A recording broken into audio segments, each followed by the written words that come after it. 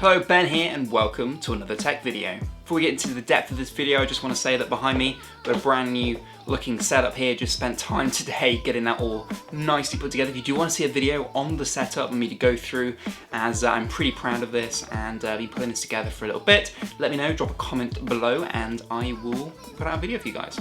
So the Google Pixel. Now, if you're expecting a long, detailed review, honestly, I'll put a link in the description to one of my favorite reviews. There are some great ones out there. Mine isn't going to be detailed. All mine is going to answer the question of, is it feasible and how easy is it really to even just dip your toe in the world of Google with the new Google Pixel? And spoiler alert, they have actually made it the easiest it has ever been to switch. So I was lucky enough to get my hands on the phone for around a week, and the setup experience was really awesome. They provide all the cables and details and setup process you need just to get you ready from an iPhone. They know that some people may be moving over, and they are literally there with open arms ready to accept you. And they go through all the setup process. It's all done in the initial setup when you boot up the Google Pixel, and it's really awesome. Honestly, I was genuinely surprised how easy to use it was, and within moments I was ready to go. I do just want to know that the actual transfer process can take a while if you're like me, coming from a large space iPhone to transferring it all over. So be prepared, that could take a little bit. You can just go and make yourself a nice cup of tea, just chill, let it finish, and it'll be ready to go on its own. Just let it do its thing.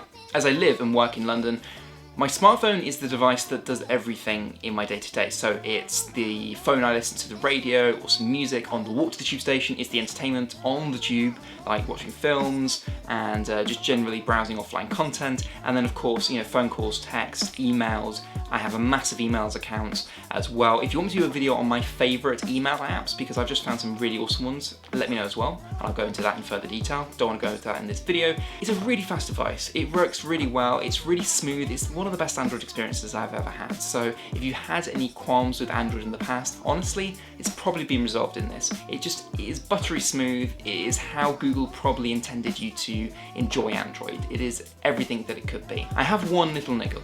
And I use Apple Pay all the time for the tube, and the reason it's really useful, I don't have to carry cash on me, and it's as good as an Oyster card, and it's just something I don't have to hold around with me and probably lose and top up. It's just ready to use, I can use it every day, and I can even manage it. It's really good. My biggest qualm, however, is that Android Pay isn't as secure as I think it should do.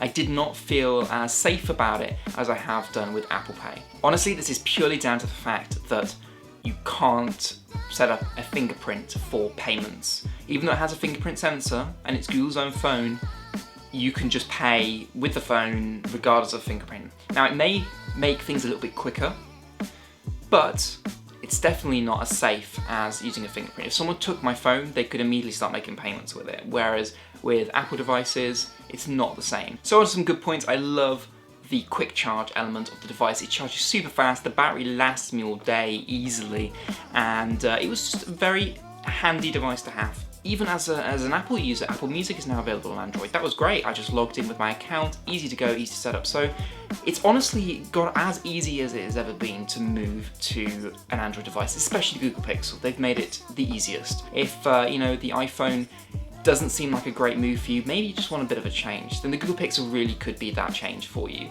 And you know, it is just expensive as an iPhone, so it's not like the Nexus lineup, unfortunately, where it was cheaper and better value for money. You are paying the same amount of money, so it really is just if you want a little bit of a change and to be able to alter the ecosystem, adapt it to you. If you get a bit fed up of the restrictions that Apple put on things, and that's understandable. It's not perfect, but some people prefer it and some people don't, and that's why we have that choice. Genuinely, I was sad to give the phone back at the end of the week. I had to give the phone back. I only had it for the week, and I'm really considering where I go to next, and I'll be keeping an eye on Google, because considering this is the first phone that they've really put out from themselves, it's a blimmin' damn good phone, and it is really competitive. So Apple are gonna have to watch their backs, because if Google continue on this path, they could honestly have the best selling smartphone in the world, easily.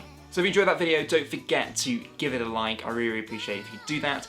And let me know your thoughts and opinions on the Pixel in the comment section down below. Start the conversation there. Or maybe what phone that you're looking to go into next. Are you looking to go to iPhone for maybe the first time with the iPhone 7? Or do you think the Google Pixel is a phone that you're looking into as your next device? Let me know, I'll be interested to find out. And don't forget, if you are new, hit that subscribe button, and we'll be trying to do more new videos for you soon. Stay tuned.